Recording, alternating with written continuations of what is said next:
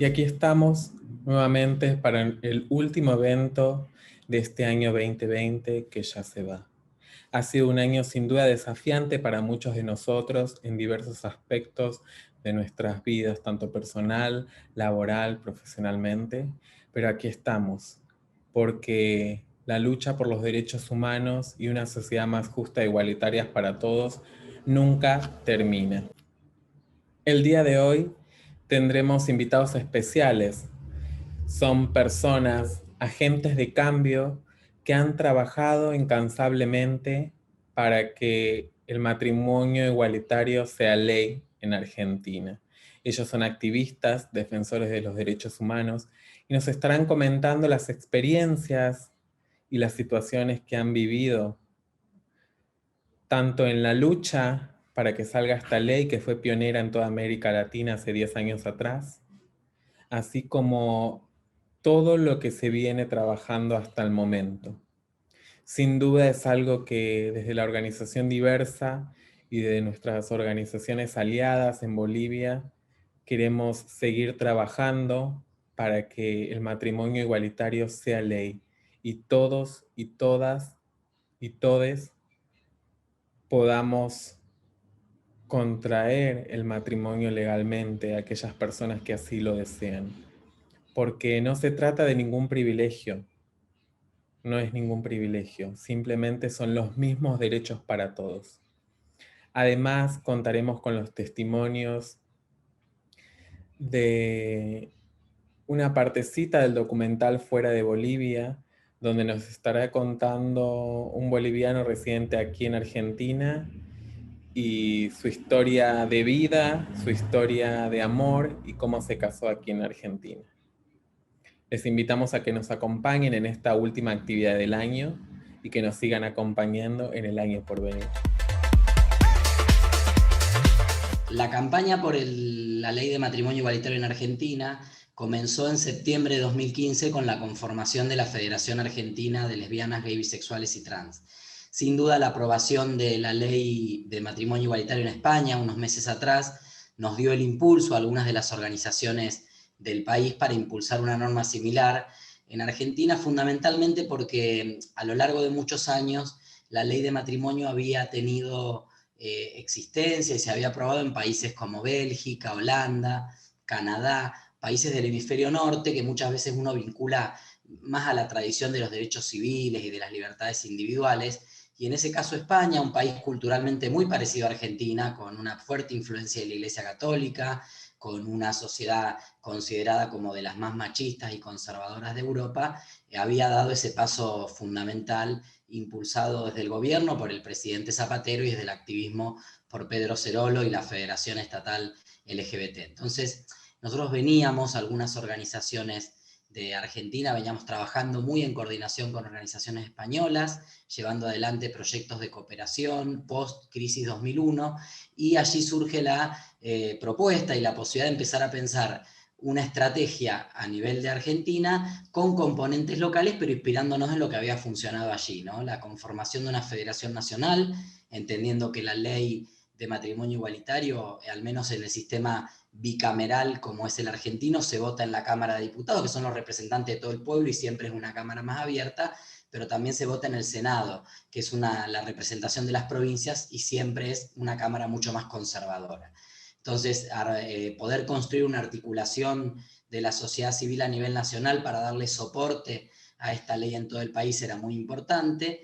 Y por supuesto, también, bueno, tomar esa experiencia de, en el caso argentino, un matiz que para impulsar una ley como la ley de matrimonio igualitario, no teníamos el escenario español en ese momento de un partido con mayoría absoluta, como el Partido Socialista de España, sino que teníamos, y sigue estando, muy atomizado el sistema político con muchos partidos pequeños. No hay si bien hay un bloque mayoritario o una primer minoría, después estos temas cortan transversalmente a los partidos, ¿no? En España el Partido Socialista votó en bloque a favor y algunos de los partidos nacionalistas que son de izquierda también votaron a favor. En Argentina, la ley, muchos años después cuando se pudo votar, se construyó con fracciones de partidos. Una parte del peronismo, una parte del radicalismo, una parte del progresismo, algunos partidos provinciales pequeños. O sea, fue una construcción mucho más compleja desde lo político, pero bueno, inspirados por esa brisa y ese viento de igualdad que venía de España, conformamos en septiembre de 2015 la Federación Argentina LGBT y en diciembre de ese año, de la mano de un diputado socialista, Eduardo Hipolina, de la provincia de Santa Fe, la provincia en la que yo vivo, se presenta el primer proyecto de ley de matrimonio igualitario en la Cámara de Diputados, no en el Congreso. También, por otra parte, habíamos estudiado las distintas formas en que la ley se había podido aprobar en los países y habíamos estado estudiando y observando la estrategia jurídica. En el caso de Argentina decidimos, sabiendo que había habido un cambio en la Corte Suprema de Justicia y que había habido fallos muy importantes en relación a las leyes de memoria y algunos fallos vinculados a temas progresistas, decidimos también encarar la faz judicial. O sea, no pensar en una de las dos estrategias, sino ir por las dos. Ir por la ley, que lleve el tiempo que lleve y que se debata como se tiene que debatir, y a su vez también ir por la vía de la justicia para impulsar la inconstitucionalidad de la ley de matrimonio, basados en que nuestra Constitución, en su artículo 16, dice que todos los ciudadanos somos iguales ante la ley y no se admite ningún tipo de discriminación. Mi nombre es Guillermo Scheibler, soy juez de primera instancia en lo contencioso administrativo de la Ciudad de Buenos Aires. Y bueno, acepté gustoso esta invitación para charlar y contarles un poco la experiencia que tuvimos, en la que me tocó participar en mi carácter de juez, en los años, en lo personal a partir del 2010, pero bueno, el proceso empezó en Argentina con más fuerza quizá a fines de 2009, relativo a todo el proceso que llevó a la posterior sanción de la ley de matrimonio igualitario. Digamos que esto era un reclamo y una iniciativa de las organizaciones del colectivo LGBTI más Q, no quiero dejar a nadie afuera. Pero bueno, era algo que no estaba instalado de alguna manera a nivel mediático ni social, de una manera, no estaba en la agenda masiva, ¿no? Sí era la agenda de un colectivo, un grupo quizá no tan grande, que después se fue organizando y adquiriendo niveles de organización, de difusión y de coordinación realmente admirables. Pero bueno, desde lo que yo recuerdo, por ejemplo, se inició la estrategia, digamos, más allá de algún proyecto legislativo, la estrategia judicial, que es en lo que a mí me atañe, se había iniciado primero en, ustedes sabrán, bueno, los que no son abogados o que no están en el tema jurídico, que la justicia está organizada por fueros, que son como temas, ¿no? O sea, están los juzgados laborales, los juzgados penales, o sea, como son estructuras por distintas temáticas. Entonces esto se había iniciado primero en la justicia nacional en lo civil, que es la que entiende cuestiones de familia, cuestiones de matrimonio, etcétera, etcétera. Pero bueno, acá se da una particularidad organizacional de la Argentina y de la Ciudad de Buenos Aires, que no viene al caso entrar en detalles, pero lo que les voy a decir es que el fuero civil en la Ciudad de Buenos Aires es, si bien entienden cuestiones normales, digamos, civiles, de entre personas, cuestiones de vecindad, de estado civil, etcétera, etcétera, es un fuero que corresponde al Poder Judicial de la Nación. porque el proceso de autonomía de la ciudad, en lo que a esto respecta, está todavía en construcción o trunco. Bueno, hay mucho debate sobre la cuestión, pero lo que nos interesa es que es un poder judicial nacional, muy tradicional, muy antiguo, y que en su composición, digamos, para elección, interviene, digamos, el Consejo de la Magistratura Nacional y en última instancia el Senado Nacional, que como suele pasar en la mayoría de los países, con estructuras parlamentarias bicamerales, el Senado suele ser una estructura política de tendencias más conservadoras. Entonces, como el Senado es el que elige a esos dos jueces, y con toda esta cuestión histórica que le digo, es un fuero, o era un fuero, con una impronta, digamos, más tradicional, por ser amigable en el término. Entonces, los primeros intentos, digamos, de esta estrategia judicial, de buscar cuando todavía no había ley, ni la vía legislativa estaba, digamos, más o menos más activa, se intentó la vía judicial por el fuero civil. Sin éxito, por supuesto, porque igual me imagino que los que lo iniciaban pensaban esto como una estrategia a largo plazo y tratar de conseguir una sentencia, quizás llegar a la última instancia jurídica de la nación, a la Corte Suprema, para lo cual necesitaban una sentencia de primera instancia, una sentencia de Cámara. Bueno, entonces obviamente las primeras instancias fallaron en contra. Si bien la Constitución argentina no nombra la orientación sexual entre los pretextos discriminatorios, entendíamos que a lo largo de la historia argentina ese artículo había inspirado muchas de las leyes progresistas, liberales y de derechos humanos que han tenido y tienen lugar en nuestro país. Entonces decidimos ir por esas dos vías, ¿no? La vía legislativa y la vía judicial. En el caso de la vía judicial, a lo largo de todo el año 2016, nos dedicamos a estudiar los fallos, las presentaciones, las estrategias de comunicación y de prensa que se habían dado en otros países, y en febrero de 2017, junto con el equipo jurídico de la Federación LGBT, que se había conformado y era parte de la federación desde el inicio, presentamos una primera acción de solicitud de inconstitucionalidad de la ley de matrimonio con el pedido de un turno de matrimonio para una pareja de lesbianas en un registro civil de la Ciudad de Buenos Aires. Esa pareja era la pareja de María Rashid y Claudia Castrocín, y bueno, obviamente 14 de febrero de 2007, Día de los Enamorados, evocando un poco la idea de el mismo amor, los mismos derechos, no a la discriminación, etc. Fuimos por ese pedido de turno de matrimonio en el registro civil de la Ciudad de Buenos Aires, pedido que fue denegado, muy amablemente, pero denegado al fin, y con esa negativa el equipo jurídico realizó la presentación en la justicia para pedir la inconstitucionalidad de la ley de matrimonio, y bueno, eventualmente, si nos era denegado, seguir escalando hasta llegar a la Corte.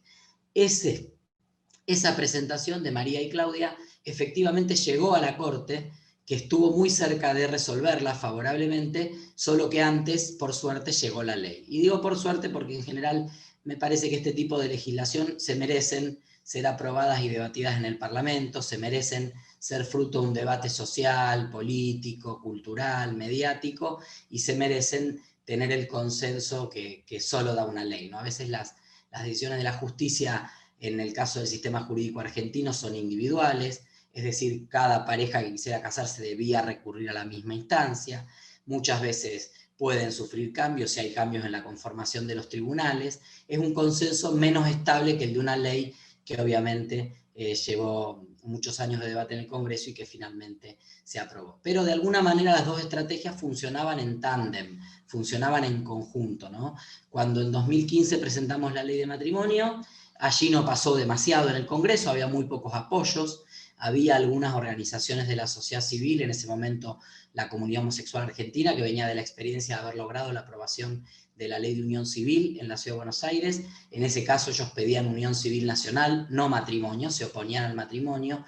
Entonces, ante un movimiento LGBT que resultaba, o si aparecía dividido frente a las autoridades, con distintas posiciones y distintos criterios, y un consenso, digamos, una falta de asentar y de dar tiempo al debate, obviamente, la ley que presentamos en 2015, que representamos en 2017 en el Senado con la entonces senadora Vilma Ibarra, y en diputados con la entonces diputada socialista también Silvia Osburger, y que volvimos a presentar en 2009, que luego es ese último proyecto el que se va a convertir en ley.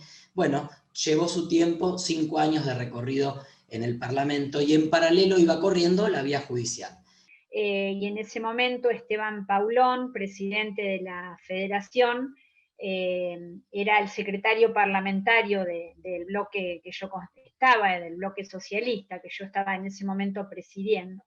Así que con él empezamos a trabajar, en primer lugar a juntar mayor cantidad de firmas en el lobby parlamentario para que esa iniciativa tuviera muchas firmas, y empezar a trabajar el tema al interior del Congreso. Yo te escuchaba cuando hablábamos antes de empezar la entrevista, y hay algo bien importante, y es que de esto se empiece a hablar, que se hable en todos lados, que hablen todos los actores, que hablen todos los espacios, porque las estrategias históricas de los grupos antiderechos ha sido que de esto no se hable.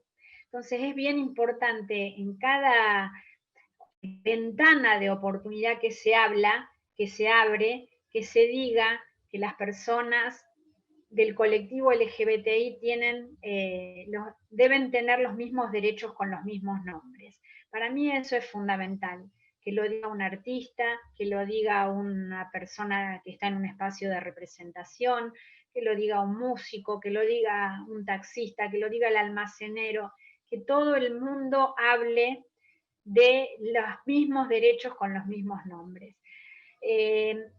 Yo tengo una visión diferente en el sentido de que hoy está muy fuerte la reacción antiderechos. Yo creo que la reacción antiderechos estuvo siempre, y siempre logró silenciarnos. Entonces, lo que está ocurriendo ahora es que como nosotros hablamos y nosotras hablamos de los derechos que tenemos, y que no hay posibilidad y es injusto discriminar por identidad sexual o por orientación sexual, ellos tienen la necesidad de salir al espacio público. Es ese principio físico de acción y reacción.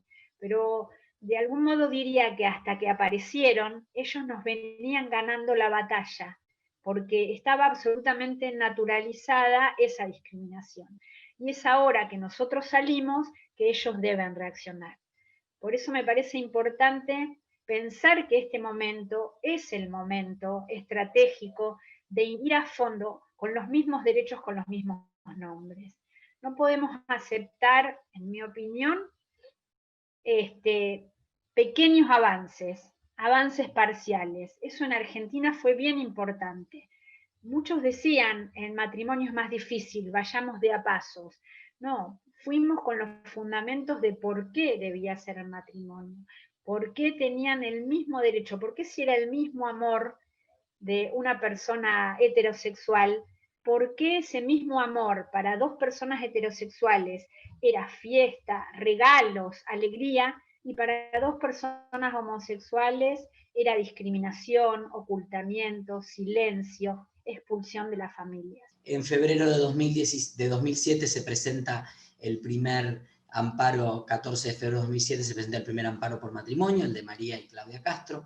En septiembre, octubre de ese año se presenta un segundo amparo en la Ciudad de Buenos Aires, de Alejandro Vanelli y Ernesto Larrese, un representante de artistas y un actor, ya con un acompañamiento importante de la comunidad artística, es decir, esto le dio mucha más visibilidad mediática, ¿no?, en la prensa, si bien el caso de María y Claudia obviamente tuvo mucha repercusión e instaló definitivamente en la sociedad este debate.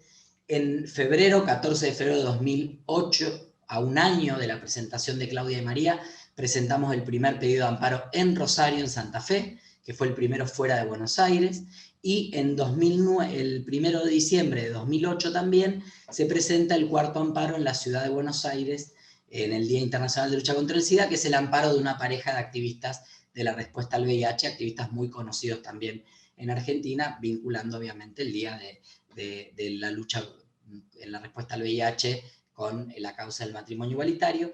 Y ese último de estos 4 amparos que se presenta con una estrategia distinta. En lugar de ir a la justicia de familia, a los fueros de familia, se decide por sugerencia del entonces juez de la Corte, Raúl Zaffaroni, que colaboró anónimamente en ese momento, hoy se puede decir, pero en ese momento no, él era juez de la Corte Suprema, nos sugirió demandar al Estado de la Ciudad de Buenos Aires por la vía administrativa. No ir por la familia, como habíamos ido hasta ese momento, sino pensar en lo administrativo. Pero en algún momento, digamos, la organización o la dirección de este colectivo, se les ocurrió otra estrategia, quizás asesorado por algún aliado, aliada, aliade, con conocimiento más jurídico de la escena judicial de la ciudad, o no sé, de recurrir al fuero en el que trabajo yo y otros colegas, que es el contencioso administrativo de la ciudad. ¿Por qué? El fuero contencioso administrativo en la ciudad es el que tramita los juicios donde el Estado es parte, el Estado de la ciudad. Entonces, la estrategia acá cambió y la estrategia era ir a solicitar turno para casarse en el registro civil, y como no estaba contemplado en la ley, el registro civil les decía que no. Y como el registro civil es un órgano del Estado de la Ciudad de Buenos Aires, la estrategia era no ir al fuero civil, sino, no, como esto es una demanda contra el registro civil porque me dijo que no, voy al contencioso administrativo. La diferencia del contencioso administrativo es que es un fuero creado por completo en el año 2000, con características más jóvenes, entre comillas, incluso generacionalmente y también intelectualmente, y en cuya, digamos, la designación está hecho por órganos de la Ciudad de Buenos Aires. La Ciudad de Buenos Aires, más allá de consideraciones político-partidarias, como todo gran centro urbano, tiene a veces, sobre todo en cuestiones de derechos civiles y en este tipo de cuestiones, miradas más abiertas, ¿no? Los grandes centros urbanos, sobre todo los portuarios, ¿no? Esto es una cuestión histórica y suele pasar en todos los países del mundo. Entonces, digamos, supongo que el colectivo pensó que en este fuero, con estos jueces, había más chances de lograr resultados positivos más rápidamente. Y bueno, en efecto así sucedió, ¿no? Una primera demanda recayó en el juzgado de la doctora Gabriela Seijas y obtuvo sentencia favorable. Y la sorpresa acá fue que la ciudad de Buenos Aires, que era la demandada, que tenía un gobierno el que era Mauricio Macri en ese momento, jefe de gobierno, un político de derecha, decidió no apelar esos fallos. O sea, como la contraparte eran dos ciudadanos, en ese caso, que querían casarse, contra el Estado, contra el registro civil que no los quería casar. Entonces, el Estado decidió no apelar la sentencia. Entonces, si no se apela, esa sentencia quedaba ya firme y había que cumplirla. Entonces, ahí se desató con esta doble circunstancia, la sentencia ya a favor en primera instancia, que no era lo que se pensaba, siempre se pensaba tratar de llegar a la última instancia, a la Corte, a ver si ahí conseguías un fallo. Entonces, se cambiaron dos cosas. Primero, conseguir una sentencia ya de primera instancia a favor, lo cual ya generó de entrada un impacto de noticia político, mediático, y ahí sí ya se logró, ya solo con esa sentencia se logró ponerlo en la agenda porque, claro, fue noticia, tapa en todos los diarios, porque nadie se lo esperaba. Y después, doblemente, cuando la ciudad decide no apelar y que esa sentencia quede firme, entonces ya ahí había que cumplirla, por más que no hubiera ley, ¿no? Entonces eso ya logró, eso aceleró los tiempos de una manera tremenda, porque ahí sí se activó, eso funcionó como un retroalimentador y activó e impulsó la agenda legislativa, donde eso estaba ahí dormido, no estaba para debatir en comisión, no estaba con un trámite muy, muy, muy relajado. Esto es lo que no se puede tolerar.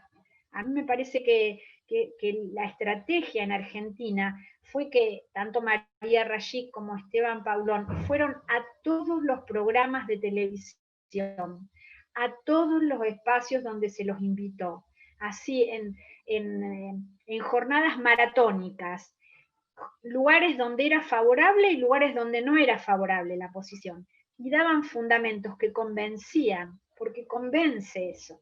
Eso es lo que es importante. A mí me parece la convicción, la fuerza del colectivo para convencer. Y eso fue lo que posibilitó la ley en Argentina, porque había muchísimos, empezando por el bloque oficialista hasta que cambia de opinión con el recambio parlamentario, en el 2009 había una minoría convencida de ir adelante con esto.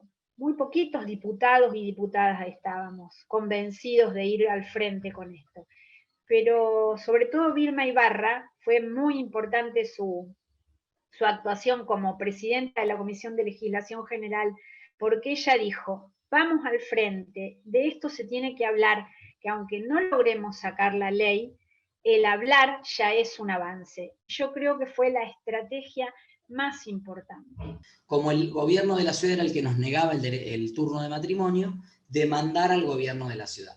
Esa estrategia fue muy exitosa porque en noviembre de 2009, a 4 años de presentado el primer proyecto, a 2 años y medio de presentado el primer amparo ante la justicia, logramos, en primer lugar, que el Congreso comience a debatir la ley formalmente, ¿no? Después de muchas dudas, de muchas idas y vueltas, el Congreso convoca a sus comisiones y empieza a debatir formalmente en las comisiones correspondientes la ley de matrimonio, en un debate público muy amplio, muy abierto y muy multitudinario, en el cual participaron, por ejemplo, Pedro Cerolo y Tony Poveda, que en ese momento era presidente de la FELGTB, Pedro como concejal del Ayuntamiento de Madrid y principal impulsor de la ley de matrimonio en España, pero participaron también muchísimos activistas y académicos y figuras del espectáculo y figuras de los derechos humanos. Bueno, unas presentaciones muy nutridas de distintas organizaciones, incluso de organizaciones que estaban por fuera de la federación también. Ahí se empezó a ver un frente un poco más unido por la ley de matrimonio, un consenso social más importante, pero ese debate tuvo dos reuniones muy productivas, un consenso importante para ser tratada la ley, y a último momento ese debate naufraga porque en diciembre de ese año, 2009, se cumplían 30 años o 35 años de la mediación papal por el Beagle, que fue un conflicto limítrofe que tuvimos con Chile en el año 82, no, habrá sido 84, porque era el gobierno de Alfonsín. En el año 84 se resolvió, post Malvinas, y en esa resolución tuvo mucho que ver el Vaticano, una mediación papal que evitó una guerra entre Argentina y Chile, y por eso la presidenta Cristina Kirchner en ese momento, junto a la presidenta de Chile, Bachelet, participaban en un agasajo, en una convocatoria del Papa de entonces en el Vaticano, y hubo una amenaza del Vaticano de que si se avanzaba el debate de la ley de matrimonio igualitario en Argentina, iba a ser desconvocada la actividad. Entonces hubo una presión del gobierno en ese momento nacional para suspender el debate, para posponerlo, y allí termina el año 2009 sin lograr el consenso total del Congreso, aunque se avanzó mucho porque se había debatido concretamente. Cuando falla el Congreso por esta presión política, al otro día sale resuelto favorablemente la presentación de la justicia que habían hecho esta pareja de activistas del VIH, de la respuesta al VIH en el fuero de la Ciudad de Buenos Aires, tal como nos había sugerido el juez Zaffaroni, ¿no? Entonces, las dos estrategias, yo creo que fue muy inteligente de parte de la Federación ir por la vía de las dos estrategias, porque de alguna manera una funcionó como acompañamiento y complemento de la otra. Históricamente el movimiento feminista fue un aliado incondicional del movimiento LGBTI, y esto es fundamental, y esa alianza debe consolidarse y permanecer, porque hay una historia personal y colectiva de discriminación que nos une. Esa historia es la que nos da la fuerza para estar juntos. Y otra de las cosas que mostró la experiencia argentina es que fueron las mujeres fuertemente las que batallaron en el Congreso para lograr la sanción de la ley. Y quienes no eran diputadas convencían a sus compañeros de bloque, varones, para que fueran. Y eso es porque hay de algún modo como un registro histórico de discriminación en el cual nos sentimos unidos. Ambos colectivos que históricamente han sido discriminados. Por eso es bien importante también hacer alianzas estratégicas con el movimiento feminista que está tan fuerte en América Latina, porque hoy tenemos como una marea verde en América Latina y el movimiento, el colectivo de la diversidad no está en ese apogeo, quizás lo estuvo hace algunos años cuando fue la sanción de la ley de matrimonio en Argentina, luego la ley de identidad de género, luego le siguió Uruguay. Entonces, bueno, quizás ahora hay como una especie de amesetamiento. Por eso me parece fundamental buscar esa alianza estratégica con el movimiento feminista. Para la experiencia argentina, entonces, lo más importante es que se hable en todos lados de los mismos derechos con los mismos nombres, buscar esa alianza con el movimiento feminista, insisto yo, ir a todos lados, aún aquellos ambientes desfavorables. Incluso si nos invitan a una iglesia, a un templo, hay que ir, porque la rueda avanza hacia adelante y esta es la experiencia histórica de que la fuerza, la convicción convence, no sé, mueve montañas. Entonces, a raíz de eso, digamos, el colectivo empezó a redoblar la apuesta y empezar más demandas en este fuero. Y así fue que a mí me tocó la segunda o tercer caso, también fallé a favor. Desde lo jurídico, lo que yo pensaba, bueno, esto tiene que ver obviamente con las convicciones o con la historia personal de cada uno, ideológica, jurídica. En lo personal, más allá de que el Código Civil, en nuestro caso, decía que el matrimonio era entre hombre y mujer, para mí era una cuestión, no hacía falta grandes desarrollos para entender que esto era una vulneración, digamos, de principios superiores, lo que pueden tener con la igualdad y un montón de cuestiones que las podía sacar de la propia Constitución o de los tratados internacionales. En lo personal yo seguí en mi fallo una línea argumental que no lo puse así, pero yo lo puedo contar porque fue lo que a mí me llevó a llevar el hilo conductor argumental, que era algo tan antiguo como libertad, igualdad, fraternidad. Yo el argumento que fui llevando primero era libertad. ¿Qué quería decir libertad?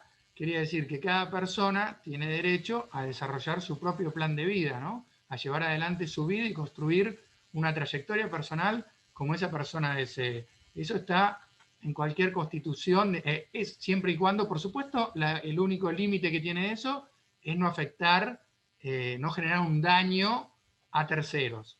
Y cuando estamos hablando de un daño a terceros, estamos hablando de un daño concreto, ¿no? Que, yo me ofendo porque vos haces tal cosa. No, bueno, eso te la tenés que bancar en la vida, en sociedad. Yo soy de Boca, y quizás si grito los goles de Boca en un partido, mi vecino que es de River le puede molestar, pero eso lo tiene que tolerar, digamos, ¿no? Entonces, si a una persona no le gusta que dos personas del mismo sexo contraigan matrimonio, y lo siento, eso no es un daño.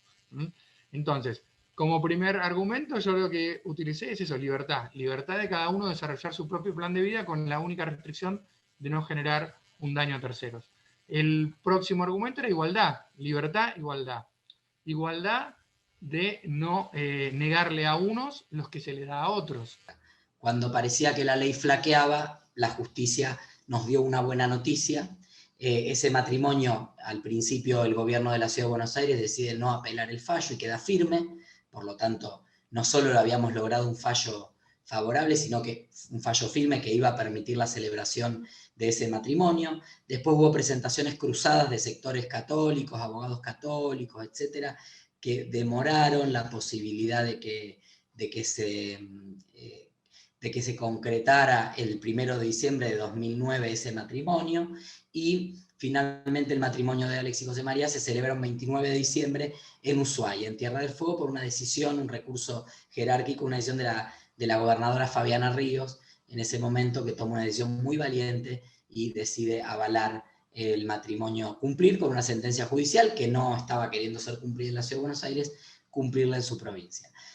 Una vez que se celebra el matrimonio de Alex y José María, nosotros ya habíamos ido presentando otros amparos ante la justicia, empiezan a salir un montón de fallos de distintos jueces. El primero es de la jueza Gabriela Seijas, pero después vienen fallos de la jueza Elena Liberatori, del juez Gallardo, del juez Guillermo Scheibler, de distintos jueces y juezas de la ciudad. Son 10 en total parejas que se casan previo a la sanción de la ley.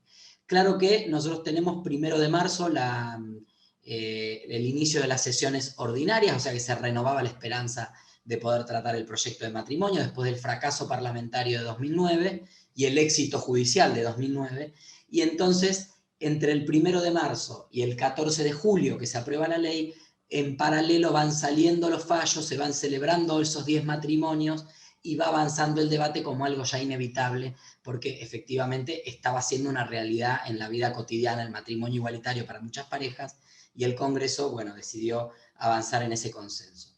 Fue muy importante también que en la elección de 2009 legislativa, algunos candidatos y candidatas asumieron compromisos públicos a favor de la ley de matrimonio igualitario. Uno de ellos fue Néstor Kirchner, que conducía el bloque mayoritario en la Cámara de Diputados.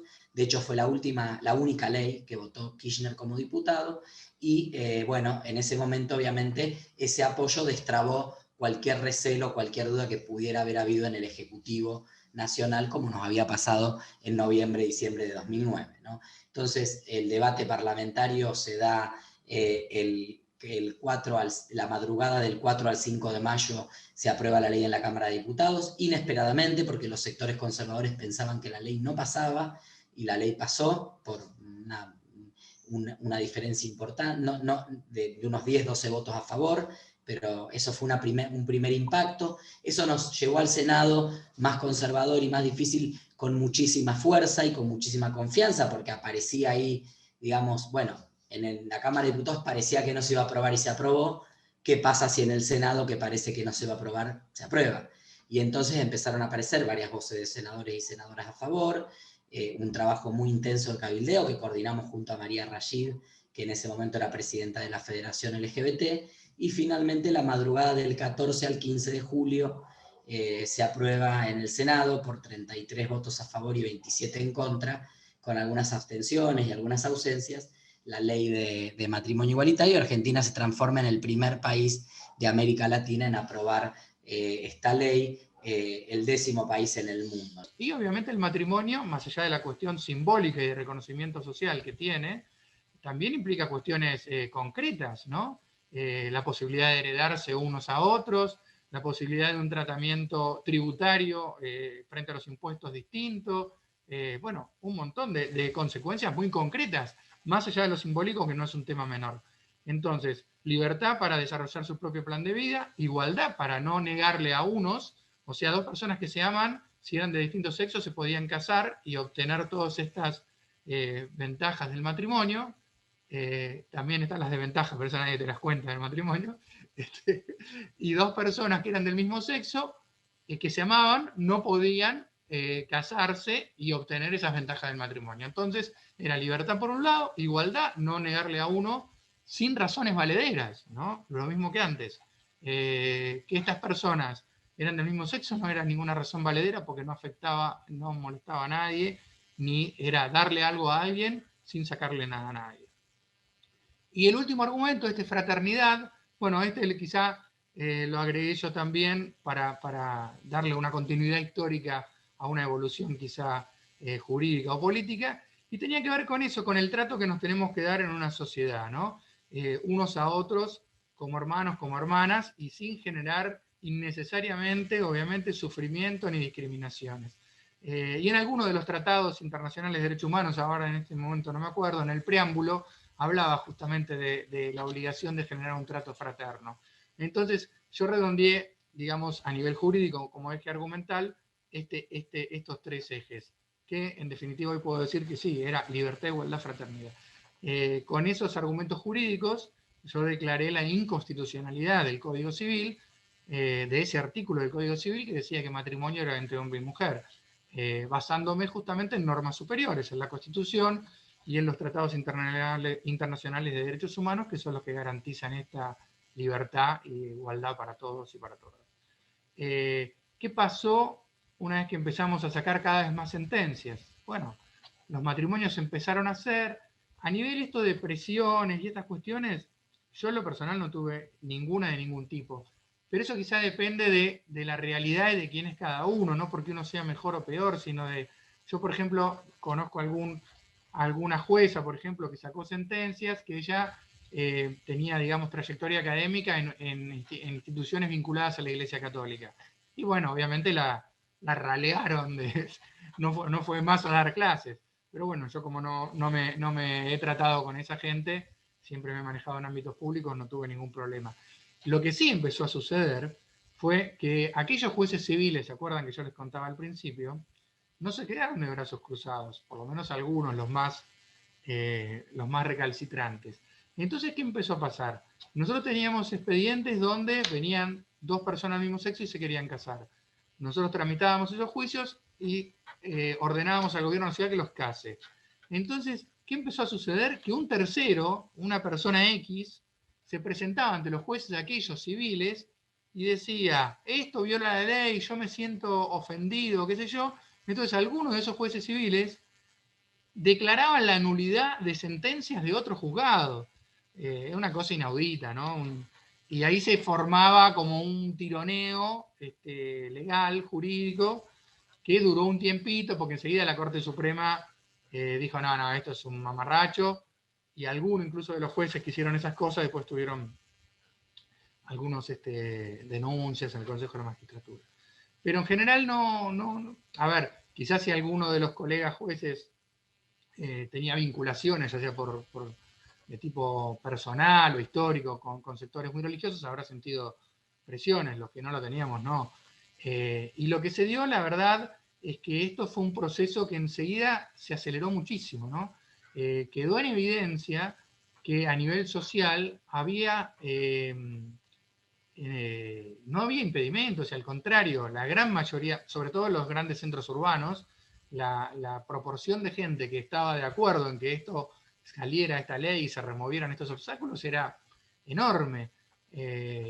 Entonces quedó muy en evidencia, y lo que fue interesante fue que se desató todo este proceso al ponerlo esto en agenda pública. Empezó el debate, digamos, a nivel legislativo, en los programas de televisión, digamos, a nivel social entre amigos.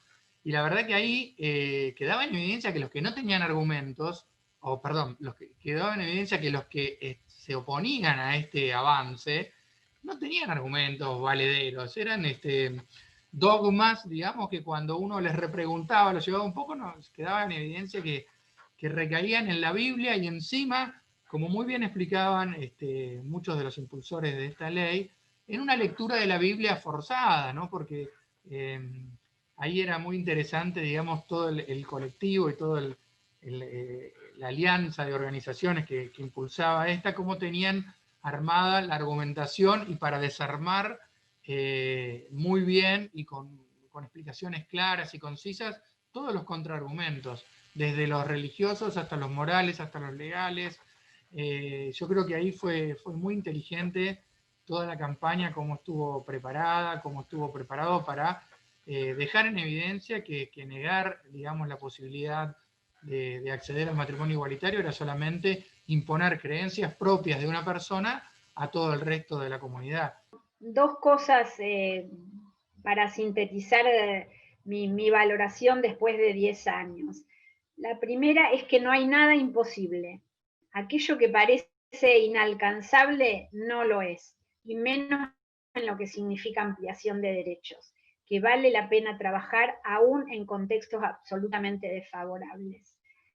La otra conclusión es que el debate por la ley de matrimonio igualitario es mucho más que el derecho a casarse, porque en Argentina significó eso, significó una transformación social enorme que hoy la muestran las generaciones más jóvenes, que no puedo decir que no hay discriminación, pero sí puedo decir que hay muchísima menos discriminación que antes, y que son casos aislados donde ocurren hechos de discriminación, que ocurren sobre todo en las instituciones educativas, quizás en el norte de nuestro país, donde hay un ambiente diferente, pero la discriminación hoy por orientación sexual o por identidad sexual está muy mal vista, es políticamente incorrecta, está mal.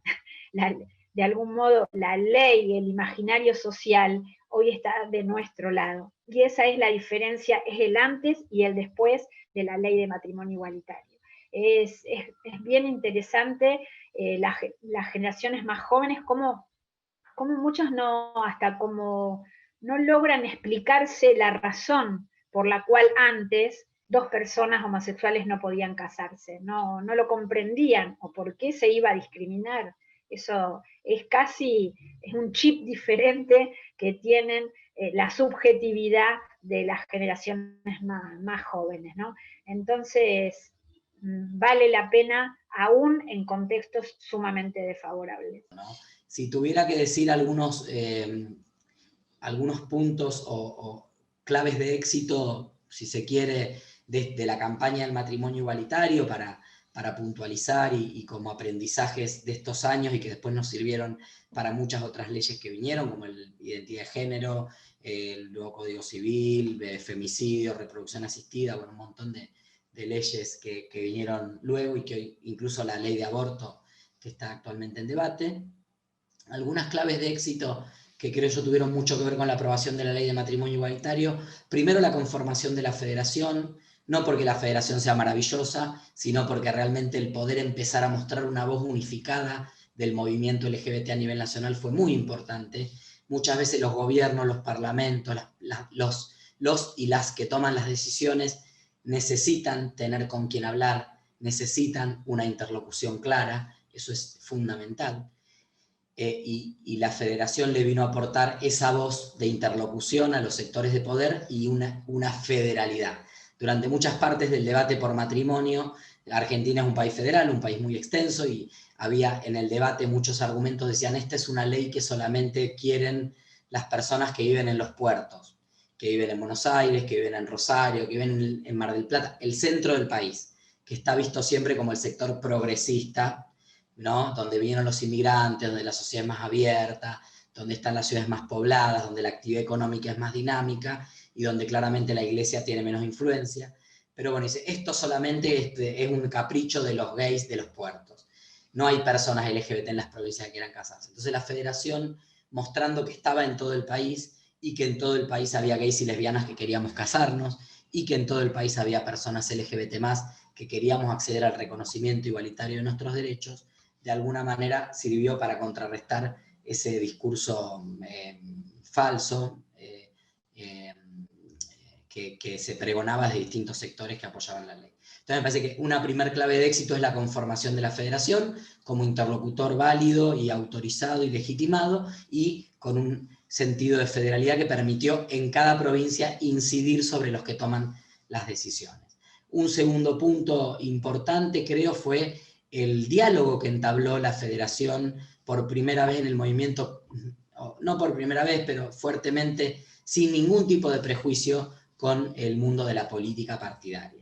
Durante mucho tiempo hubo mucha desconfianza, ¿no? De si los partidos políticos querían cooptar la agenda LGBT, si se querían meter para condicionar, si iban a influir o no. Bueno, la federación salió a la búsqueda. Primero la federación, quienes la conformamos desde el inicio, muchos venimos de una militancia partidaria, política partidaria, de distintas extracciones, peronistas, radicales, yo soy socialista, bueno, distintos lugares, más de izquierda, digamos, socialdemócrata, de izquierda, hay distintas conformaciones en la federación, y sin ningún tipo de prejuicio salimos a interpelar a nuestros propios espacios políticos y a trabajar esos votos dentro de cada uno de los bloques. Entonces, cuando uno ve el voto del matrimonio igualitario, es cierto que el bloque del Partido Socialista votó el 100% a favor, bloque pequeño pero que votó a favor, pero también es cierto que en el peronismo y en el radicalismo, los dos partidos mayoritarios del país, la votación fue dividida por mitades, a favor y en contra, y hubo que salir, como te decía antes, a buscar votos de muchísimos partidos y sectores minoritarios o pequeños para lograr esa mayoría, tanto en la Cámara de Diputados como en el Senado. Entonces, segunda clave de éxito, ese diálogo que logramos entablar con los partidos políticos. Tercer clave de éxito es haber podido representar distintas voces, articular y representar distintas voces en el apoyo al matrimonio. Muchas veces durante el debate nos encontramos con argumentos que decían, como te decía antes, este es un debate del centro del país, fuera de Buenos Aires no le importa a nadie. Bueno, la federación estaba allí para mostrar que efectivamente en todo el país había personas LGBT que estaban queriendo acceder a este derecho. Después se decía, esta ley no tiene consenso social, y la federación salía a mostrar el acuerdo con una encuesta, la mayoría de la sociedad a favor de la ley de matrimonio. Esta ley va contra las escrituras y contra Dios, y la federación con su Secretaría de Diversidad Religiosa salió a buscar a los sectores religiosos más abiertos, incluso de la Iglesia Católica, del judaísmo, del protestantismo, del evangelismo, y les reunió en un evento que era La Fe le dice sí al matrimonio igualitario, y era todas las expresiones de la fe. Por supuesto, no la jerarquía, que siempre está en contra, pero sí las comunidades de base a favor de la ley de matrimonio igualitario. Se decía, bueno, esto es anticientífico, antinatural, ustedes quieren adoptar para abusar de los niños, un niño o una niña criado por 2 papás o 2 mamás va a tener secuelas irreversibles, ser gay o lesbiana es consecuencia de una situación violenta o de abuso en la infancia, y ahí salía la federación junto a las universidades, el colegio de psicólogos, de psiquiatras, el colegio de médicos, el colegio de abogados, los colegios profesionales, las universidades, la academia, la ciencia, a decir, estamos a favor de esta ley, los estudios serios no echan por tierra cualquier tipo de mentira, fake news o difamación que se quiera hacer en relación a cómo crían hijos e hijas esos hijos, ¿no? Después decía, no, es contra la ley, porque la ley, el Tratado de los Derechos Humanos de la Unión Europea, esto se dice mucho, el Tribunal Europeo de Derechos Humanos hizo un fallo que dijo que el matrimonio igualitario no es ilegal, no sé qué, bueno, no, salíamos con todos los sectores del derecho y de las organizaciones internacionales a desmontar esas mentiras. Y entonces, de alguna manera, esa tercer clave de éxito es la capacidad que tuvo la Federación para convertirse en la articuladora de todas esas voces que fraccionadas hubiesen tenido mucho menos efecto y que, obviamente, en conjunto y de la mano del movimiento, tuvieron un impacto muy grande. Y después, bueno, haber podido construir un vínculo con organizaciones de derechos humanos, con medios de comunicación, con comunicadores y comunicadoras estratégicos y estratégicas, y creo que de alguna manera todo eso fue conformando esa campaña, que era sí a la ley de la igualdad, el mismo amor, los mismos derechos con los mismos nombres. Bueno, digo, no por nada yo creo que la ley, esta ley que nosotros presentamos y que mediáticamente y socialmente, primero era la ley del matrimonio gay, después era la ley de parejas para personas del mismo sexo, terminó siendo bautizada en Argentina como la ley del matrimonio igualitario, como la ley de la igualdad. Esto tiene que ver con el sentido que le dimos en la campaña, con la apropiación que hizo la comunidad de que esta era una ley que nos mejoraba a todos y a todas, independientemente de si íbamos o no a hacer uso de la ley, de si éramos o no integrantes del colectivo LGBT+. O sea, hoy cualquier persona en Argentina dice la ley de matrimonio igualitario y sabe que está hablando de una ley que mejoró la democracia, que fortaleció los derechos humanos y que independientemente de su opinión personal sobre las personas LGBT y si tienen o no derecho a formar familia, hoy es una ley que está consolidada, un derecho que tiene un apoyo y un acuerdo político y social muy importante, te diría casi sin cuestionamientos.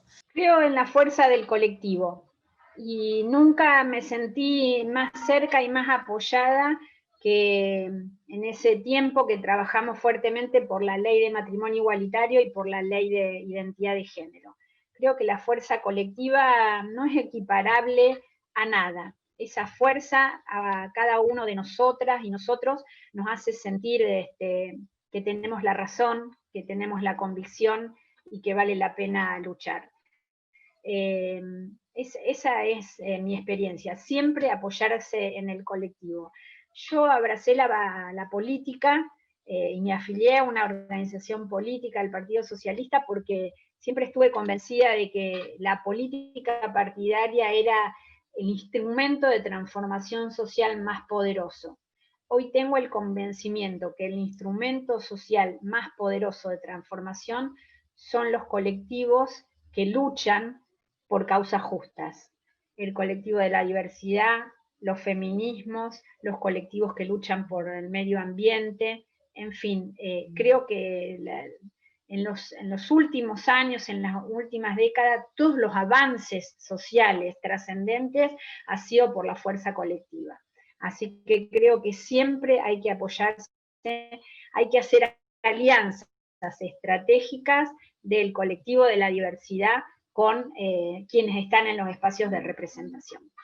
Que bueno, el que no se quiera casar con una persona de otro sexo, nadie lo obliga, por supuesto, pero la posibilidad que el que pueda hacerlo tuviera la libertad y el reconocimiento del Estado para hacerlo. Y para mí lo importante, más allá de estas ventajas concretas que yo decía, por lo menos lo que se vio en Argentina fue una cosa impresionante, gratamente impresionante, como en tan poco tiempo, en meses o en un año, cómo se avanzó en derribar prejuicios, en derribar estereotipos, en instalar, digamos, esta noción de igualdad y desterrar, obviamente todavía falta mucho para recorrer, situaciones de discriminación, de agresión, de violencia se siguen dando, pero es impresionante cómo se ha avanzado y cómo se avanzó, sobre todo en esa época, muy rápido en muy poco tiempo. No ha habido cuestionamientos serios a la ley en estos años, ni en la justicia, ni en propuestas de derogación, en el Congreso. Todo lo contrario, sigue siendo un punto alto en la agenda de la política pública y en la agenda de la política partidaria el tema de la diversidad, y de hecho hoy tenemos en el nivel nacional y en niveles provinciales y municipales muchos gobiernos que trabajan y hacen esfuerzos por mostrar ese apoyo y esa agenda de diversidad tan fuerte, ¿no? Y Argentina hoy es un referente claro, tanto liderando el Equal Rights Coalition en Naciones Unidas, el Core Group en Naciones Unidas, bueno, digo, en distintas, con Cooperación Sur-Sur, la verdad que hay una instalación en el ámbito de la política muy fuerte de la diversidad y que no tuvo ningún tipo de impacto negativo ante los cambios de gobierno. Se habrá avanzado a menos velocidad tal vez en el gobierno anterior, no habrá habido, quizá no se habrán tomado algunas medidas que hubiera sido importante tomar, pero la realidad es que tampoco el gobierno anterior estaba pidiendo la derogación del matrimonio igualitario, ni nada que se le parezca, así que creo que eso habla de este proceso social y político y cultural que ha generado la ley de matrimonio igualitario y que hace que sea una ley muy asentada y muy consolidada en nuestra sociedad.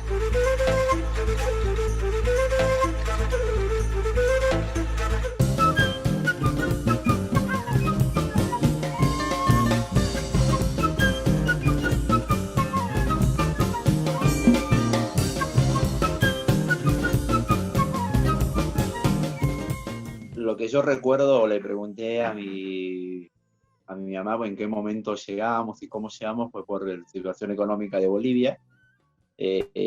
Como muchos inmigrantes se vienen para Argentina en ese momento, bueno, uno de ellos era mi papá y mi mamá, al cual ellos vinieron por un tiempo, que es la palabra tan difícil de olvidar, porque ellos cuando se vinieron primero ellos para acá, se venían por un tiempo nada más, pero se dieron cuenta de que la vida era diferente acá y bueno, nos hicieron traer a todos nuestros hermanos, que somos 7, nos vinimos para Argentina y nos quedamos. Prácticamente desde mis 4 años estoy haciendo mi vida acá. Mi nombre es Diego Ajata Zurduy, soy de Oruro, estoy desde muy chiquito acá, llegué a Buenos Aires desde mis 4 años.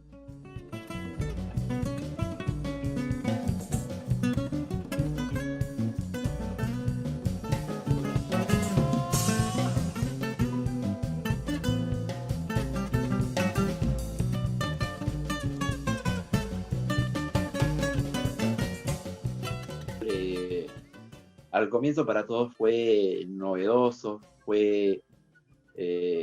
querían averiguar de qué se trataba, porque más allá de que existían comedores comunitarios, más allá de que existían los merenderos comunitarios, nunca habían visto ellos que, primero, ser boliviano, segundo, ser puto, como ellos lo decían, o ser gay, o ser la palabra que ellos querían ponernos una etiqueta.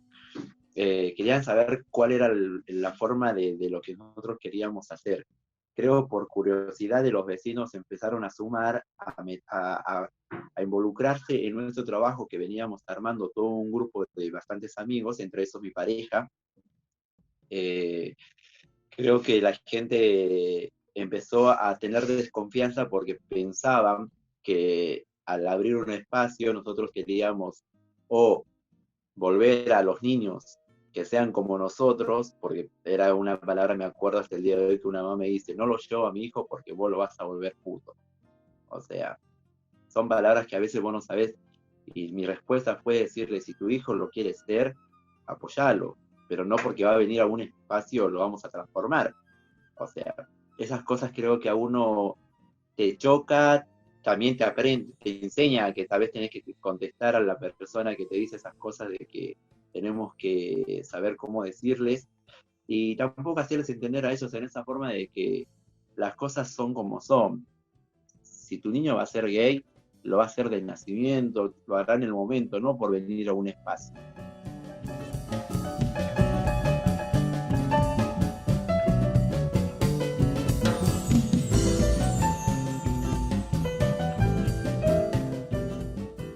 Te cuento que desde que salió la ley igualitaria, al mes o 2 meses, fui uno de los primeros en casarme. Actualmente convivo con mi pareja, son ya más de 10 años que lo conozco.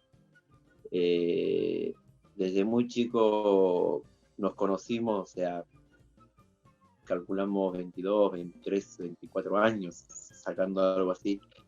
Lo conocí a él es de Salta, y bueno, nada, salió la ley igualitaria, pudimos ser uno de los primeros en casarnos, nos hemos casado en el registro civil número 1, que es en el centro, y para todos era nuevo. Me acuerdo de que hasta la que nos iba a casar era como que nos miró con 2 veces para ver si, porque para ellos también éramos los primeros en casarnos ahí en ese registro.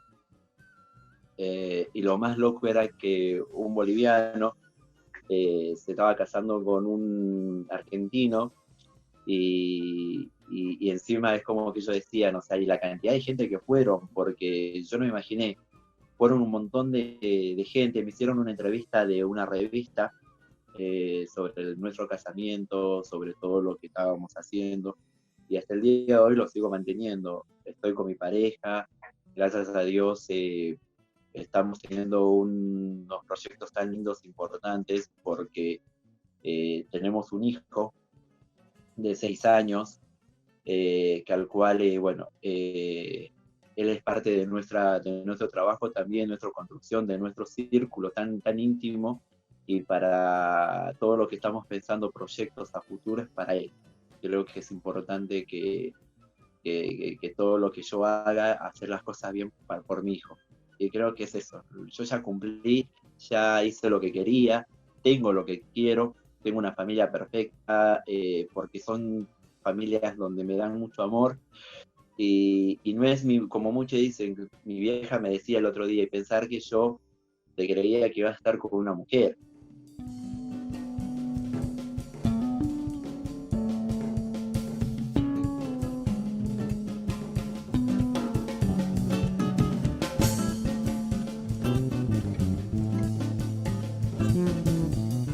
Con mi pareja la hemos pasado momentos críticos también.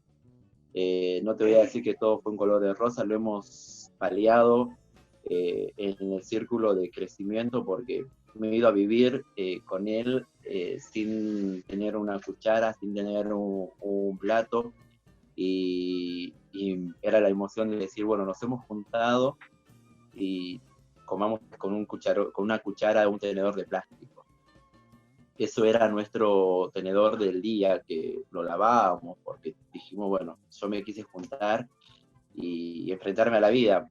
Ahí fui un poco de rebelde, porque para mi mamá era eso: si te vas, no te llevas nada.